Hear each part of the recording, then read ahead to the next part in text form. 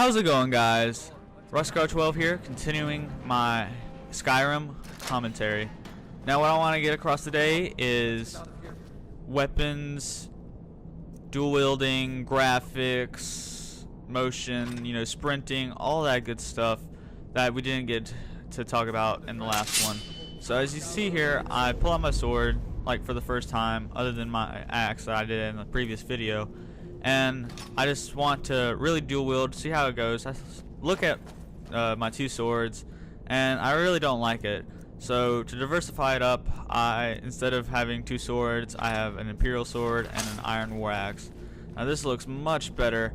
That means you can stab, hack, slash, all that good stuff. And it just makes everything much cooler and more exciting and much different than if you just had two swords or two axes. And that's what I'm really going for.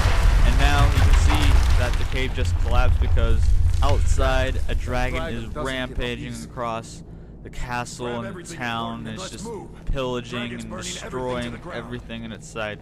Now once we go in here, we're going to have to face two enemies. Now these two enemies are impossible to sneak up on. Your opinion here just charges at them, but that's perfectly fine. You can easily take them down. And with dual wielding, you get an interesting combo, which is when you hold both the triggers down at the same time, that you can get a cool, triple slash right there, and I end up getting a nice animation kill. But more than that, it just looks great. It's probably better than two swords, but whatever floats your boat. And in this crate here, you can get some vials, potions.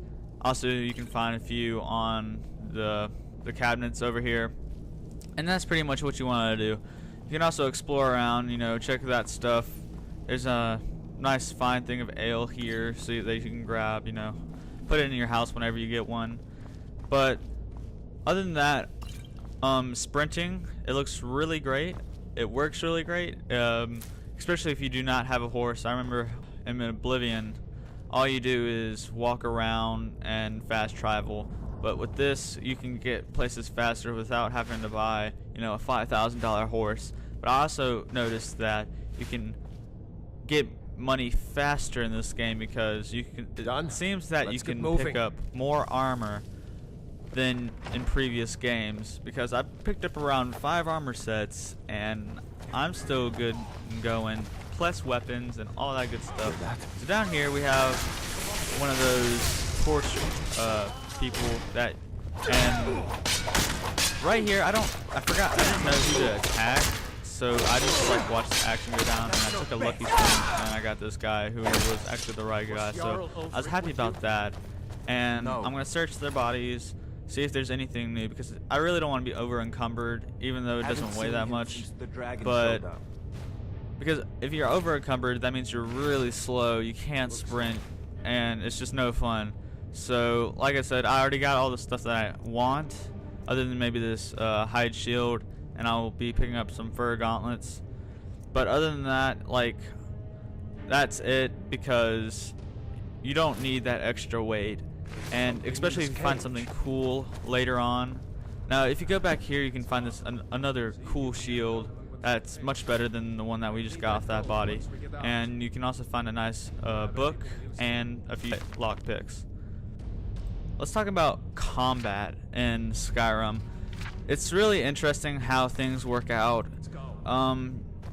It's different from Oblivion, which every single hit and swing is the exact same, even if it's a different weapon. So you have that different, and then the lockpicking system. The lockpicking system is much more different, because you actually have to use the lock and a knife to unlock the lock. I know, word tongue tie, whatever, yeah. And you have to kind of nudge it barely, you have to use the knife to turn it, and then you just have to move the lockpick around. Unfortunately, I do not get it the first time, but that's because I'm just going on the right side. If I went to the left side, I would have gotten it earlier. So if you go in here and you do that, you get a Spark Tomb spell, I believe, lots of gold, some potions, and some more gold. So, and then if you can use the mage robes or mage hood, but I don't recommend them because they really don't do anything. You just be better off with like light armor or whatever. And you can see here I activate the Sparks spell tomb, which is pretty good. I mean, I haven't used it yet, but it's pretty effective. Go around, I try to look in there, there's nothing in there.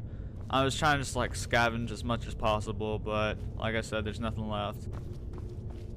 Now, interesting thing is, if I would have looked behind me in that cage right there, which I'm about to do, there's a skeleton, and then there's also a money pouch. Now that money pouch can vary from like $30 to $5, so it's always useful just to attempt to get in here. So usually you only get one from that guy, but then this money pouch, or the purse, I got a decent 13 gold coins, so I'm happy about that. But there's nothing left in either of these, so I move on. Walking and the graphics in this game, the detail that they put into it is really amazing, because every stone has small particles of it and the shading under it, and it's just really interesting to watch and look at, and it just catches the eye. And I just really believe that it is much better than all its previous games, or its predecessors like Oblivion and Fallout New Vegas and all that good stuff. So you end up making your way down here, which is like a cavern type feel, in which you have to fight a fairly big group of people. It can be difficult at times to take them all out. I've only died once here, but that's because I was on the hardest difficulty. And guys, if you do it on the hardest difficulty, you will have trouble. I mean, you die much faster. I wouldn't advise it unless, you know, you've already played the game one time through, maybe 2 times through, just going up one difficulty at a time. But these archers are pretty easy to take out, especially if you're using that cool 3-hit move that I like to do, which I'll be showcasing a lot. But if you guys know how to do like special moves every time, I'll post a comment below telling me how, because that would be very nice to do, just to make everything more appealing to watch. And especially like sneak attacks. I've only done a sneak attack probably once where you just like slit his throat, which is really cool, but that if there's like some trick to it, it would be very nice if I was told in the comments section. So if you guys know how to do that, tell me. But moving on, I'm looking through this guy's stuff, trying to get the bows, just because I know that there's gonna be a bear ahead that I'm gonna have to end up taking down. So you really just don't want to like run out of arrows with that. I mean, you shouldn't run out of arrows because the guy ends up giving you 12. But I mean, the thing does rush you fast. So if you're not the quickest shot, or you don't have quick reflexes, then I would advise getting a few more arrows just in case. It's always nice to have arrows, especially since bows don't weigh that much, and if you want to use your bow, of course you have to have an arrow. So that's pretty cool how the thing collapses, though that guy won't be able to come help you.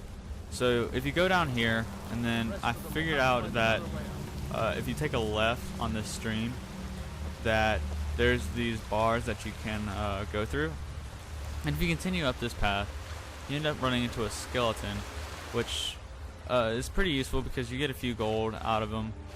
You see me there getting some potion of healing and coin purse, so it's really useful if you do go up there.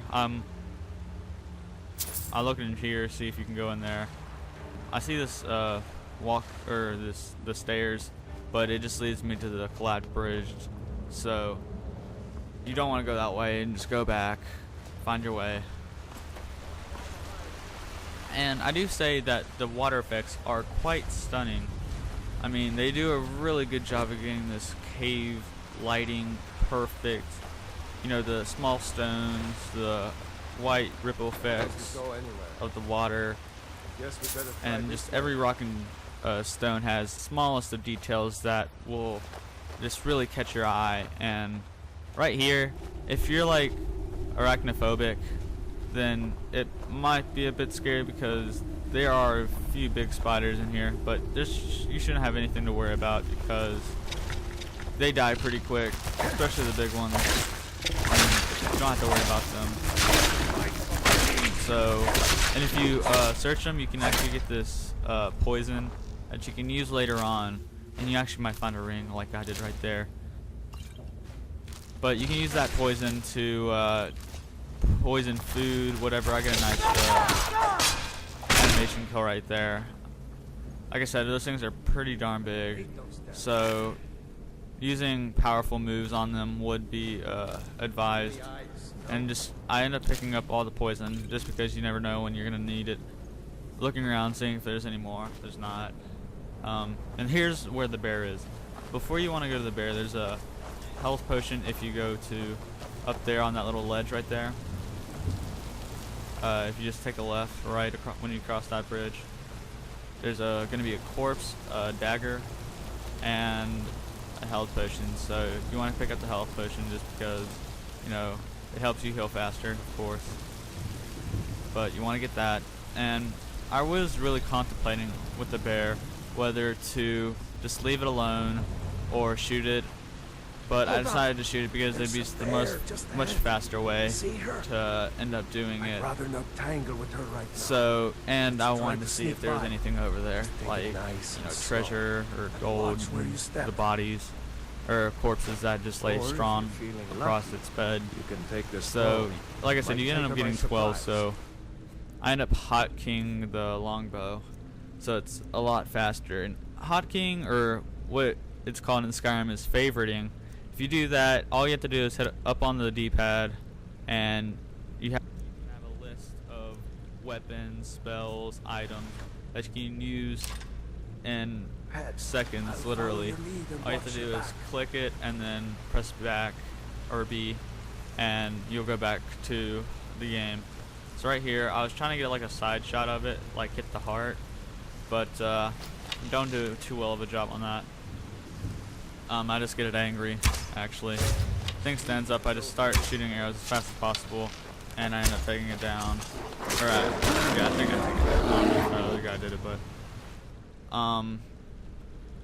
And leveling up is also an interesting concept, because it takes a shorter amount of time than it did in Oblivion, as well as you don't have to sleep. It just says leveled up, and then all you have to do is look at the stars, and there you go.